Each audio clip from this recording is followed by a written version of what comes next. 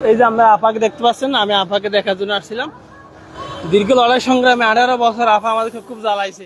ফ্যাসিস্টের প্রতিকৃতি হিসেবে যে একটি অবয়ব তৈরি করা হয়েছে, সেই দৈত্যাকৃতির প্রতিকৃতির সামনে কিন্তু এই মুহূর্তে আমি দাঁড়িয়ে আছি। যেমনটি দেখছেন, এখন কিন্তু যে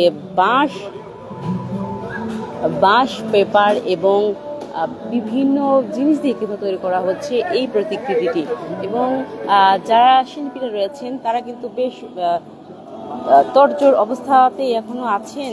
দেখছেন যে একটি বড় মুখওয়ালা, বড় দাঁত এবং বিশাল দেহি এই প্রতিকৃতিটি কিন্তু দেখে অনেকেই আসলে খুশি হচ্ছেন, কারণ জুলাই অভ্যুত্থানের যে একটি গণহত্যা চালিয়েছিল বিগত সরকারের আমলে, সেই বিরোধী যারা রয়েছেন তারা কিন্তু বেশ প্রশংসায় ভাসছেন এই প্রতিকৃতিটি নিয়ে।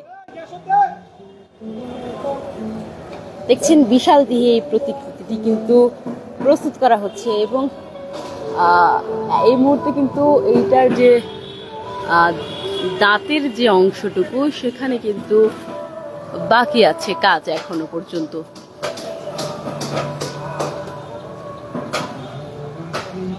এছাড়াও বাকি যেগুলো মোটিভ রয়েছে সেগুলো মোটামুটি প্রস্তুত হয়ে গিয়েছে। শান্তির প্রতীক হিসেবে পায়রা এবং সাহসের প্রতীক হিসেবে বাঘ, এছাড়াও জাতীয় মাছ ইলিশ এবং পালকি, আমরা যেমনটি দেখছি এই 5টি মোটিভ কিন্তু তৈরি করা হচ্ছে এই বছরের পহেলা বৈশাখের আনন্দ শোভাযাত্রার জন্য। তবে সবচেয়ে যে আকর্ষণীয় যে এই বছরের মঙ্গল শোভাযাত্রায়, সেটি হচ্ছে এই দৈত্যাকৃতির প্রতিকৃতিটি।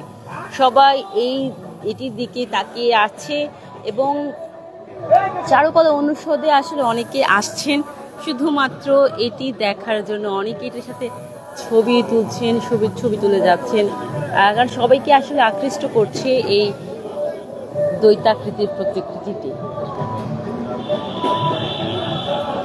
কাজ মোটামুটি সম্পন্ন হয়ে গিয়েছে।